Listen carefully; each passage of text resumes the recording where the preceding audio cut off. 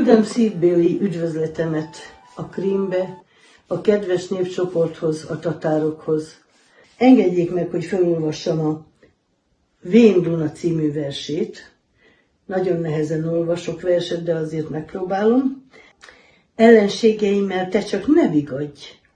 Mint Dzsingisz, én is tatár vagyok, a te tatár fiad.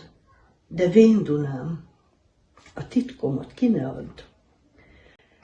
Távoli teleholdat nézem én, Kipcsakból, Krímből, int felém, te sem sírj ma éjszaka, te Vén Duna, öreg Duna. Hajókat látok az esti szürkületben, kacskaringózva, utat keresve, elérnek-e vajon a Krímbe, a Dunán? Válaszolj nékem, jó öreg Dunám. Te menj csak inkább a Krímbe helyettem el, nem tudok megbirkózni az életemmel.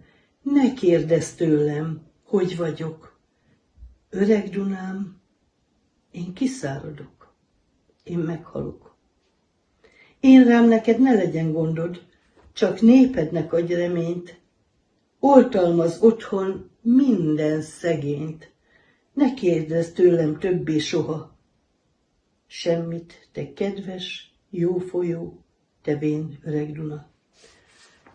Búcsúzom, és mindenkinek szebb jövőt, jó életet kívánok szeretettel, és bármikor, ha gondolok önökre, gondoljanak önök is az én hazámra, a mi életünkre, és bármikor szívesen látok vendégül.